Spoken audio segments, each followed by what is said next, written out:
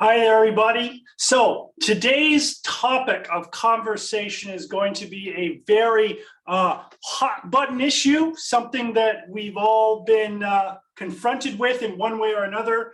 It's the phenomena otherwise known as cancel culture.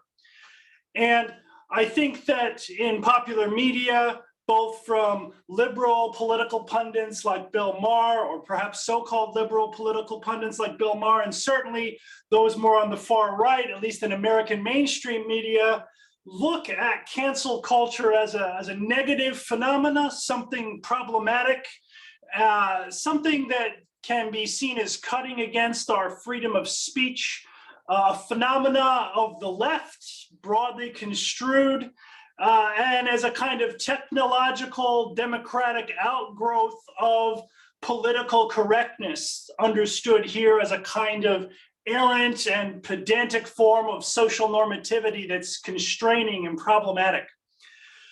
For my part, I would like to do a little bit today to analyze this phenomena in a more descriptively neutral way to understand some of its origins and to thereby empower us to take a more critical stance, not necessarily against or for political correctness, but just to empower ourselves to be more self-aware about where it's coming from. Because I think that the narratives of its origin being sort of foisted on the left are problematic for reasons that will become salient as we go.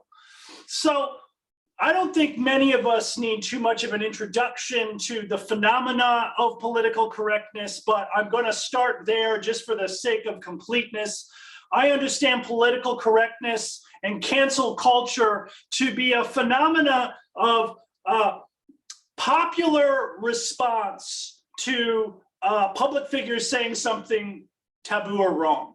Okay, so for example, in my mind, the most salient and powerful recent cases of cancel culture, or perhaps some of their more inaugural moments, include actors like Kevin Spacey and comedians like Louis C.K., who found their careers more or less halted as a result of things that they had done in the past, in both cases, sexually inappropriate behavior towards junior members of their respective communities, the acting community and the comedy community.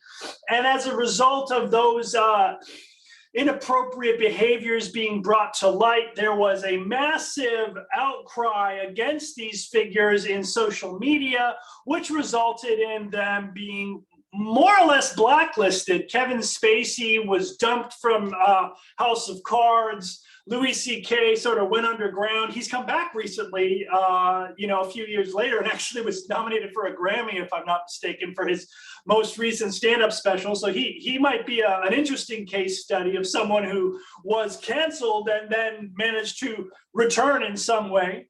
But in general, just to get a grip on what the phenomena is, we're talking about this interesting relationship between a public figure and a technologically engaged audience, whereby behaviors or speech of a public figure comes back to ramify negatively on their career prospects through the organized negative feedback of an audience through social media.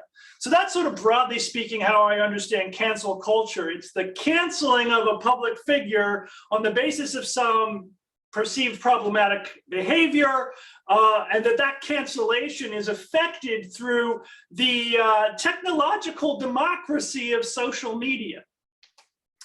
Now, one of the things that I find to be very interesting about this phenomena is that in a lot of media coverage of this way of doing things, this feedback mechanism between public figures and their audience, that the negative aspects of cancel culture have been attributed to the so-called left. And now I don't have the time or the energy to deconstruct the idea that the left is, not really a monolith of any sort. But I do want to suggest that the phenomena of cancel culture does have certain origins that go beyond the political spectrum. So I think that there are three different ingredients that we need to keep in mind. Okay, the first one of which I've already gestured to, which is technology, in particular, the technology of social media and the way in which it elevates voices, irrespective of their political power, and basically enables very fast, real-time coordination between large numbers of individuals. The second ingredient is what I'm going to call social democracy, which I would distinguish from political democracy in the following sense. I understand social democracy to be the phenomena of how social norms are negotiated through popular opinion, the aggregate willpower of members of a group. So what counts as passable behavior, as reasonable behavior, as socially permissible behavior is at least in part a function of the majority rules. And that majority is, a social majority. That can be distinguished from a political democracy whereby literal offices of political power are inhabited by individuals who are elected by a democratic majority. So two ingredients there. The first is the absurd power of technology in the form of social media to coordinate collective attention and action. And the second is the fact of social democracy, that much of our social norms are dictated by the aggregate opinions of the individuals who are participating in these groups. The third phenomena, or the third ingredient that I really, and for me the most important in terms of trying to get a clearer grip on the political normativity of cancel culture, is capitalism. Capitalism as the socioeconomic engine that drives much of our behavior. Now, by capitalism here, I just mean that wherever that's a complicated concept, so unpacking it in a way that will fully satisfy us is probably beyond my ken for today. But what I want to advert to in my use of the term capitalism is the fact that our social goods and our economic goods are distributed according to the capacity of an individual or a company to earn, right? To market their brand and to have that brand consumed by a willing population, okay? And the reason I'm emphasizing this as the final ingredient is that it strikes me as a little bit troublesome to have the phenomena of cancel culture be sort of foisted onto the left as a kind of socialist thing that stifles freedom of speech. Because the way I see cancel culture is that it is simply the result of aggregate willpower withholding social and economic funding, for lack of a better word, to public figures. If you put yourself into the arena of public consumption, you will either succeed by telling people what they want to hear enough that they choose to consume what you're offering, or you will fail to do so. And if you fail to do so, your brand, your company, your public persona will vanish.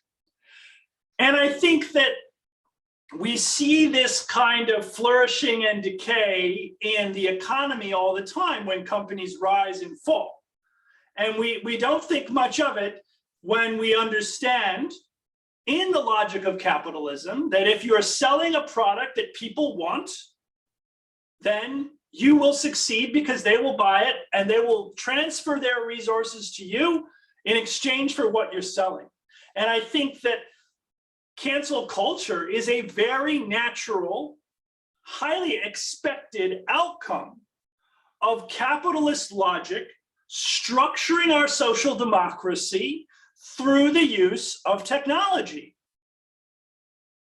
If you say something that offends people, it is a direct extension of their freedom of speech and their freedom of agency to organize, to withhold from you what resources they might have provided you with if you'd said the right thing.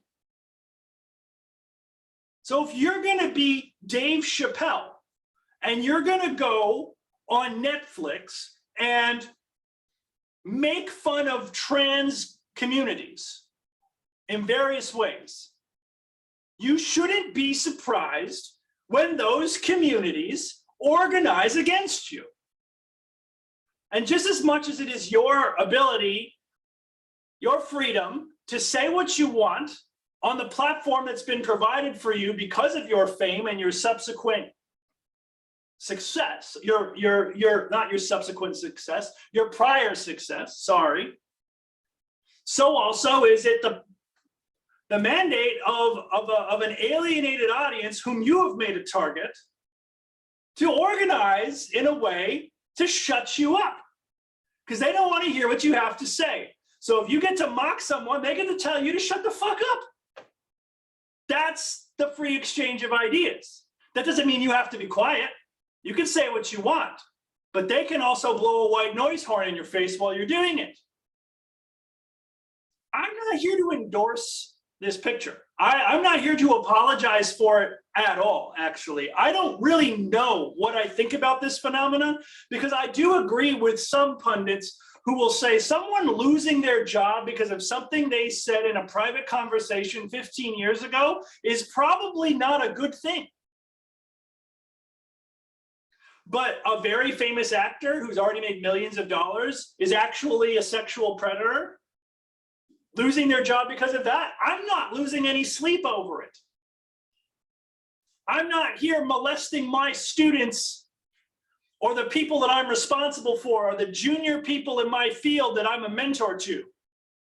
And if I were to do that, I would be subject, rightfully, I think, to the scorn and ridicule of the population around me, the culture that I live in.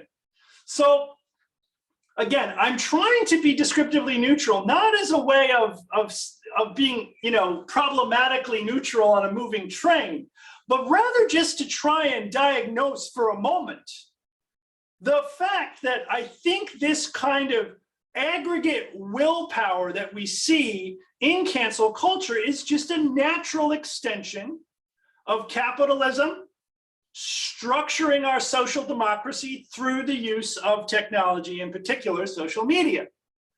And that's not surprising. And that I don't think it has any particular valence, politically speaking. I think that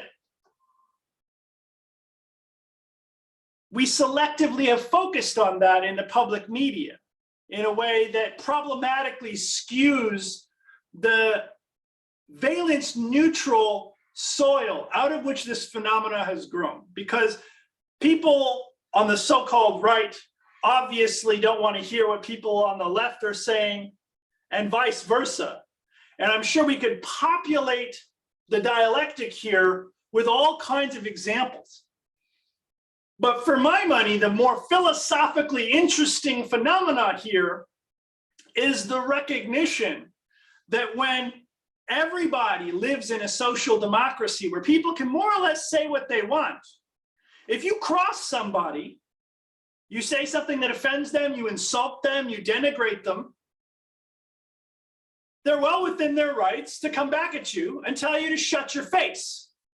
And so I find it ironic that people who would otherwise champion freedom of speech and champion, take a joke, when the people that you've insulted come back at you and say, you know what, your joke isn't funny, fuck you, we're not going to watch your special. And in fact, we're going to actively organize and ask the people who run this stuff and decide what goes on the television not to run your special because it's gross. That's not attacking your freedom of speech. What that is aggregate willpower in the audience, in the community, responding to what you're putting down. Just as the same way when a company folds because the product they're selling isn't being consumed anymore. Now, there are some asymmetries here that might be relevant, but I think that when you live in a capitalist world and there's social democracy structured through technology, you're living in the Wild West in the following sense.